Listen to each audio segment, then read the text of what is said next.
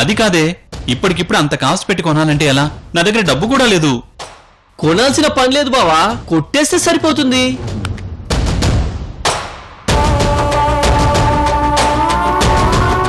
ఏంటి విజయ్ నువ్వు అనేది? ఆ నెక్లెస్ ఎవరు తీశారు నీకు తెలుసా? ఆ నెక్లెస్ కొట్టేసింది ఎవరో కాదు, వీళ్ళిద్దరే.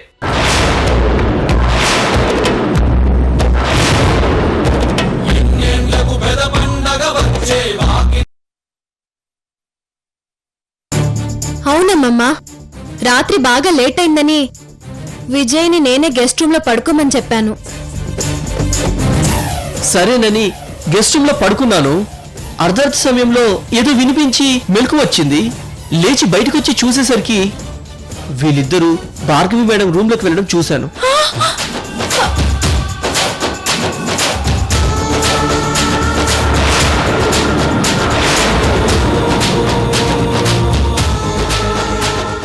అది వాళ్ళ అలా వెళ్ళడం చూడగానే నేను మీలాగే షాక్ అయ్యాను. ఆ తర్వాత షాక్ నుంచి బయటకు వచ్చి ఆలోచిస్తే నాకెందుకో వాళ్ళిద్దరి మీద అనుమానం వేసింది. వెంటనే వాళ్ళకి తెలియకుండా వాళ్ళ వెనకాలే ఫాలో అయ్యాను. ఎందుకైనా మంచిదని ఫోన్లో వీడియో తీస్తూ వెళ్ళాను. లోపలికి వెళ్ళి చూస్తే భార్గవి గారు నిద్రలో ఉన్నారు. వీళ్ళిద్దరు దొంగచాటుగా వెళ్ళి లాకర్లో ఉన్న నెక్లెస్ ని కొట్టేశారు మేడం.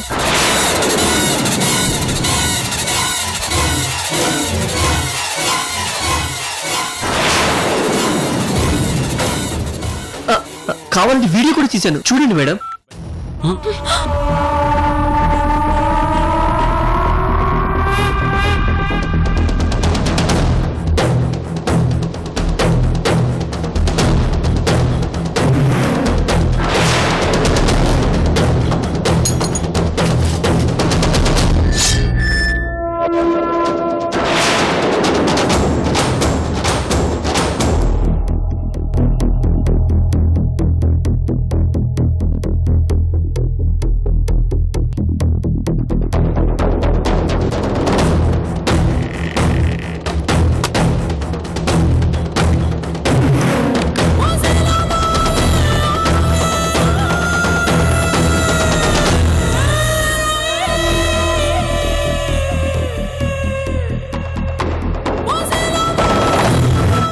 ఇలా వాళ్ళకి సినిమా చూపించడానికేనేరా నువ్వు మాకు ఐడియా ఇచ్చింది? ఒరే తమ్ముడు, ఎందుకు ఇలా చేస్తున్నావు?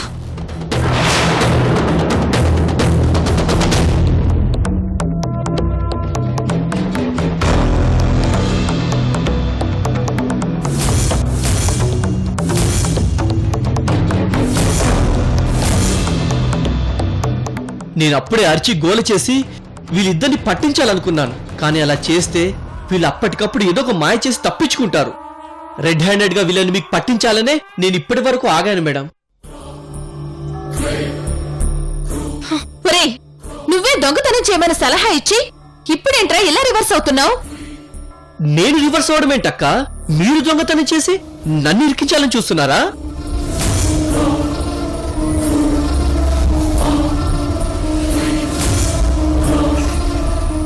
నా మీద ఇలాంటి నిందలు వేయాలని చూడకండి అక్క. ఏంట్రా డ్రామాలు ఆడుతున్నావా? నువ్వే కదరా ఆ నెక్లెస్ కొట్టేస్తే ₹1 కోటి వస్తాయని చెప్పి మమ్మల్ని ముందుకు పంపించి తీరా నెక్లెస్ తీసుకొచ్చాక మమ్మల్ని బలిపశువులు చేస్తావా? నిన్ను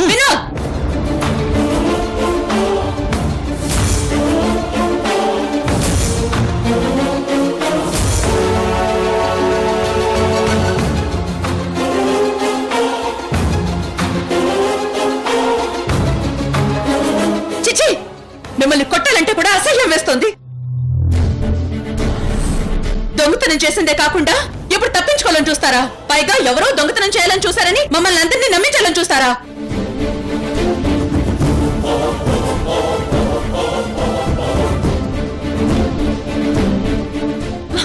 అది కాదు గ్రాని, మా మాట వినండి. వీడే ఆ ప్లాన్ వేస్తాడు. దొంగతనం చేయడమే కాకుండా విజయ్ మీద నిందలు వేస్తారా? అది కాదమ్మా. నోర్మోయ్, ఐడియా చెప్పినోడు మిమ్మల్ని ఎందుకు పట్టిస్తాడు?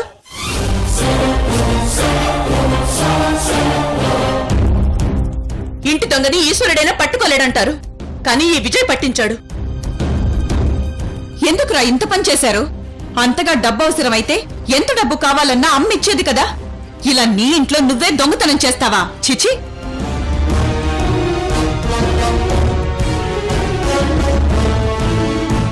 అమ్మమ్మ, అన్నయ్య వదిన ఏదో డబ్బు కోసం ఆశపడి ఇలా చేసుంటారు. ఈ ఒక్కసారికి క్షమించి వాళ్ళని వదిలేయండి. లేదు రోజే, శిశుపాలుడు 100 తప్పులు చేసే వరకు శ్రీకృష్ణుడు భరించాడు. 101వ తప్పు చేశాక శిక్షించాడు.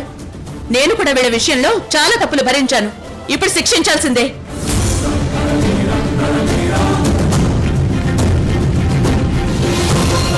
నువ్వు నా కోసం ఎంతో ప్రేమగా డిజైన్ చేయించిన నెక్లెస్ ని వీళ్ళు దొంగతనం చేశారు. అసలు వీళ్ళని ఆపండి అమ్మమ్మ, ఇక చాలు. ఏదో చిన్న తప్పు చేసినంత మాత్రాన ఇలా విరిచిపడిపోతున్నారేంటి? ఇలా ప్రతి చిన్న విషయానికి మమ్మల్ని నానా మాటలు అంటుంటే వింటూ భరిస్తాం అనుకుంటున్నారా? అవును, దొంగతనం చేశాం. ఇప్పుడేం చేస్తారు?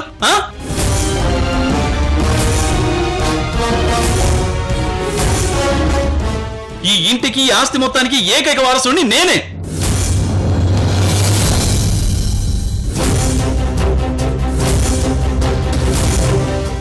ఏది కావాలన్నా ఏది చెయ్యాలన్నా తీసుకునే హక్కు, చేసే అధికారం అన్ని నాకున్నాయి.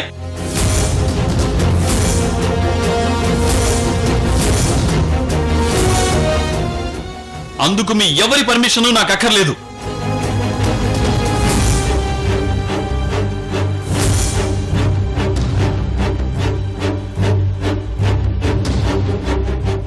అది గుర్తు పెట్టుకుని మాట్లాడితే మంచిది.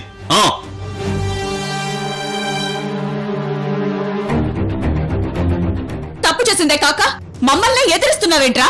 ఎదిరిస్తాను.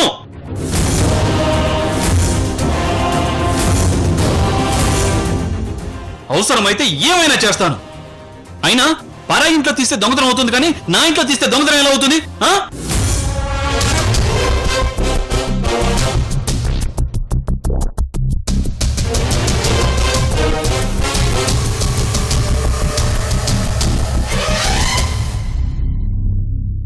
మీరెవ్వరూ నన్ను అడగడానికి సరిపోరు. నార్మల్,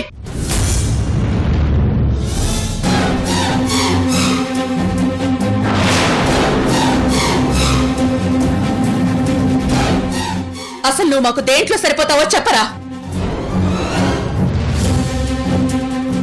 నీ జీవితానికి ఒక క్రమశిక్షణ ఉందా?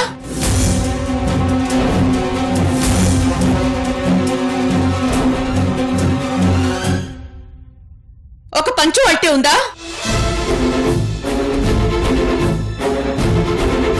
తినేది అర్ధరాత్రి 12 గంటలకి, పడుకునేది తెల్లవారి 2 గంటలకి, లేచేది మధ్యాహ్నం 1 గంటకి. ఇదేనారా నీ పంచువాలిటీ? నువ్వు నీ పెళ్ళ ఇంకెప్పుడు బాగుపడతారా? పోండ్రా ఇక్కడి నుంచి.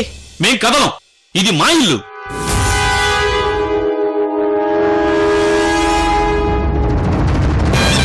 విజయ్, మేడం, వీళ్ళిద్దరిని నీ చేతులతో బయటికి గంటేయ్. ఏంటి, మమ్మల్ని బయటికి గంటేస్తారా? మేడం గారు చెప్తున్నారు, పద. నువ్వెవడరా నన్ను బయటికి గంటడానికి? సర్లే, పద పద. నడు.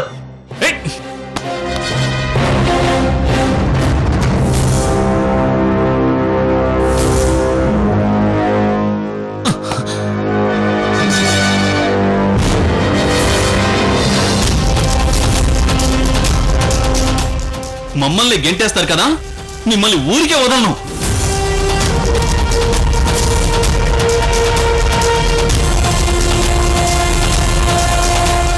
మీరు గెంటేసినా మాకు మా అజ్జి ఉంది. మా అజ్జి దగ్గరికి వెళ్తాం. పద సంధ్య. అమ్మా, అసలే ఆంటీ మన మీద కోపంగా ఉంది. ఇప్పుడు వీళ్ళక్కడికి వెళ్తే వీళ్ళని ఆదరించి మన మీద విషాన్ని ప్రయోగిస్తుంది. అది చూద్దాం.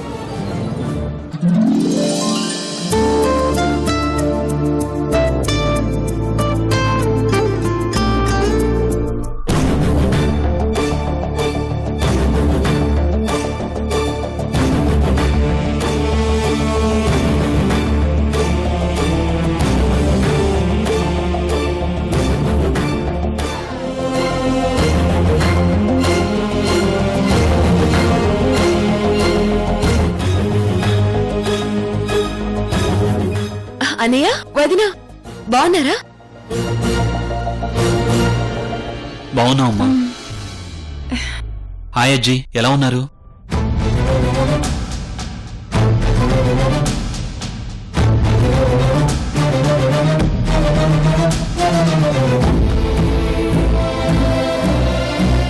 వీళ్ళేంటి సడన్ గా ఇలా వచ్చారు?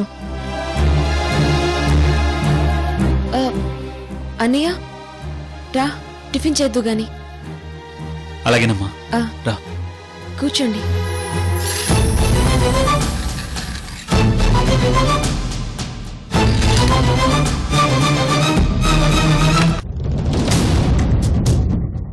మీరిక్కడికి వస్తున్నారని రోజుకి తెలుసా?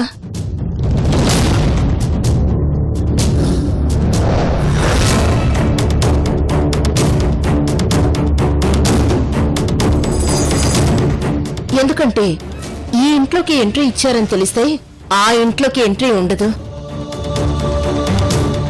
అజ్జీ, ఇక నుంచి మేము ఆ ఇంటికి వెళ్ళాం. ఆ ఇంటితో, ఆ ఇంటి మనుషులతో తెగదింపులు చేసుకుని వచ్చేసాం.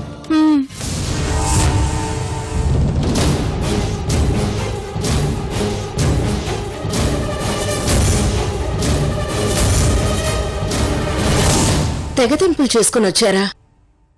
అసలేం జరిగింది? ఆ, ఏం లేదజ్జీ, చిన్న మిస్టేక్ చేసాం. దానికి ఇంట్లోంచి బయటికి ఇంటేశారు. బయటికి గింటేసే తప్పు మీరేం చేశారు? ఆ, అది అది అసలేం జరిగిందంటే,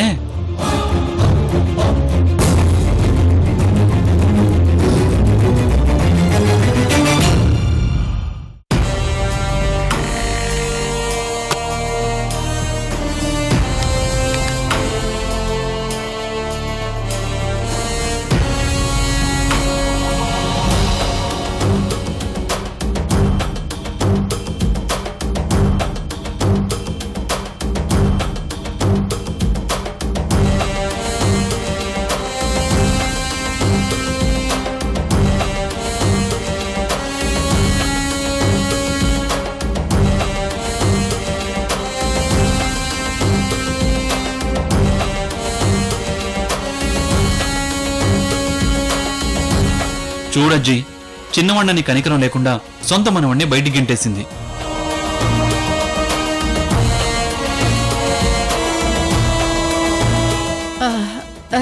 ఇక నుంచి మేము ఆ ఇంటికి వెళ్ళాం. మీతోనే ఉంటాం. ఏమంటావు అజ్జీ?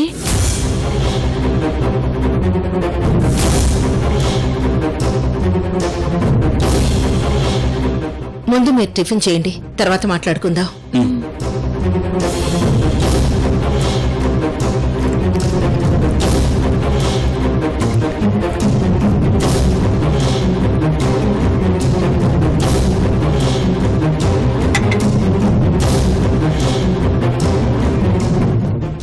అజ్జీ,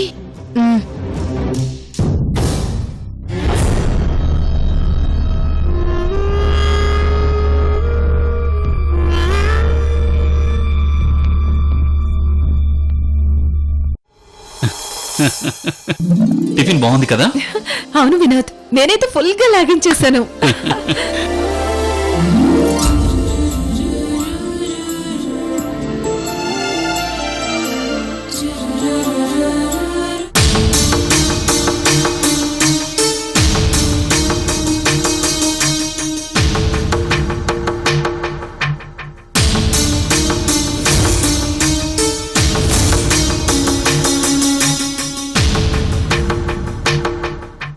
రే, మీకొక్క నిమిషం టైం ఇస్తున్నాను. ఇక నుంచి వెళ్ళిపోండి, లేదంటే నేనే బయటికి గెంటాల్సి ఉంటుంది. వెళ్ళిపోండి.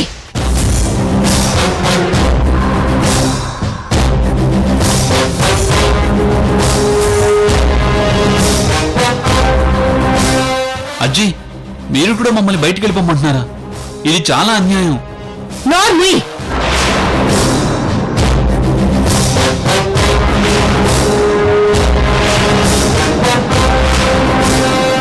అసలు మీరు చేసిన పనికి ఎవరైనా బయటికి గెంటేస్తారు కానీ ఇంట్లో కూర్చోబెట్టి సన్మానం చేస్తారా?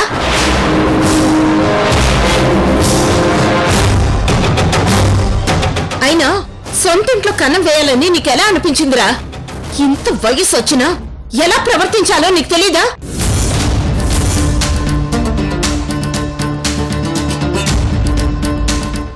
ప్రతి మగాడి సక్సెస్ వెనుక ఒక ఆడది ఉంటుందంటారు, కానీ నీ ఫెయిల్యూర్ వెనకాల మాత్రం నీ భార్య ఉంది. దాంతోనే నువ్వు దేనికి పనికి రాకుండా పోయావు.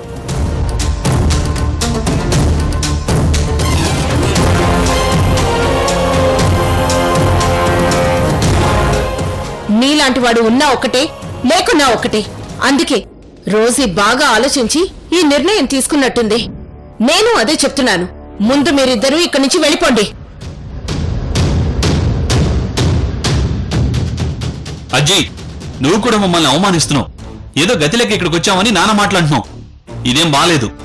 ఏంట్రా, ఇక్కడికి వచ్చిందే కాకుండా నా మాటకే ఎదురు చెప్తున్నావా? చిచి, మీ ముఖాలు చూడాలంటేనే చాలా అసహ్యంగా ఉంది. ముందు నీ పెళ్ళాన్ని తీసుకుని ఇక్కడి నుంచి వెళ్ళిపో.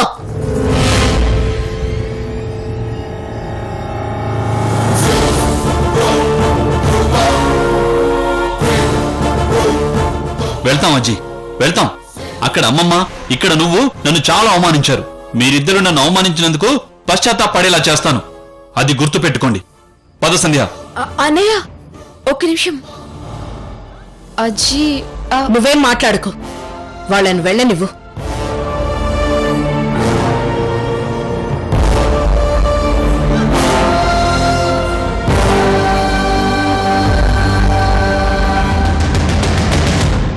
పద. అన్నయ్య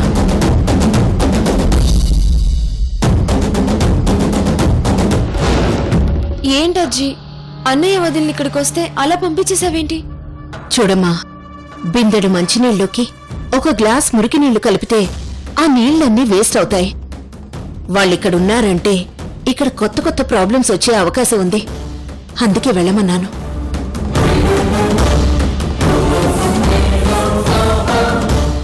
ఇప్పుడు బయటికి వెళ్లారు కదా, వాడికి అసలు జీవితం అంటే ఏంటో తెలుస్తుంది. వాళ్ళ గురించి నువ్వేమీ ఆలోచించకు.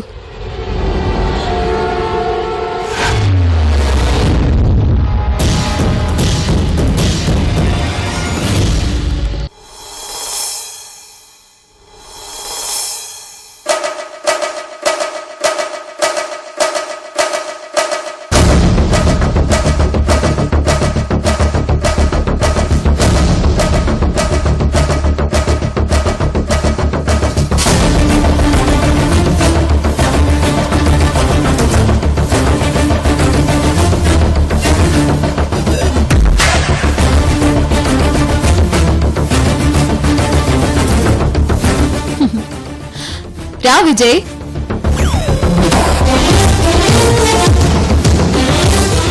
నేను చెప్పిన పని బాగా చేశావు. మొత్తానికి మీ అక్క బావని ఇక్కడి నుంచి పంపించేశావు. నాకు చాలా హ్యాపీగా ఉంది. నందిని, నేను లాభం కోసం ఏమైనా చేస్తాను. అందుకే నువ్వు ఈ ఆఫర్ ఇవ్వగానే ఏం చేయడానికైనా ప్రిపేర్ అయిపోయాను.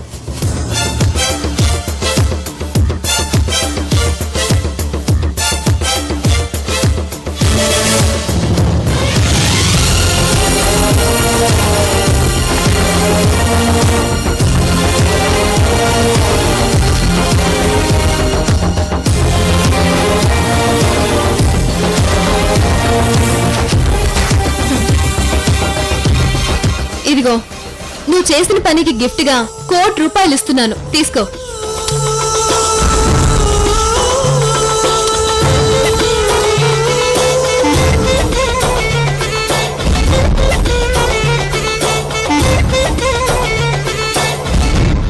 Thank you Nandini, thank you.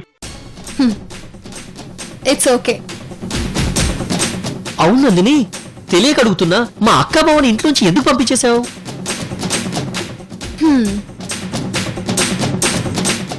చూడు విజయ్, ఇందాక నువ్వు లాభం ఉంటే ఏదైనా చేస్తానని చెప్పావు కదా, నేను కూడా అంతే.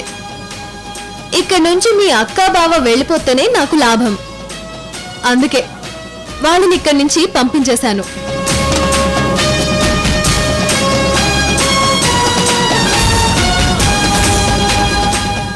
అయినా నేను చెప్పే పని గురించి ఆలోచించు గాని నేను చేస్తున్న పని గురించి ఆలోచించకు. అర్థమైందా?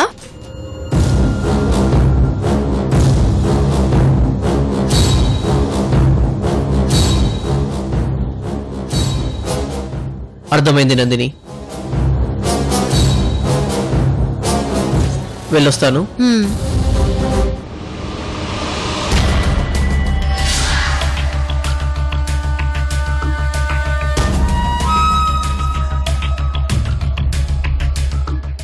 మేడం, మీ ప్లాన్ సూపర్ మేడం.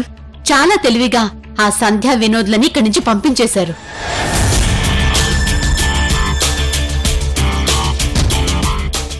కాకపోతే నాకు ఒక చిన్న డౌట్ మేడం. ఏంటా డౌట్? మీరు ఆ విజయ్ని బాగా నమ్ముతున్నారు. వాడు పాము కంటే డేంజర్ అని మీకు తెలుసు కదా మేడం. చూడు, పాముకి కొరలు పీకేస్తే అది బుసలు కొట్టడం తప్ప ఇంకేమీ చేయలేదు. వీడికి కూడా పీకాల్సిన కొరలు పీకేశాను.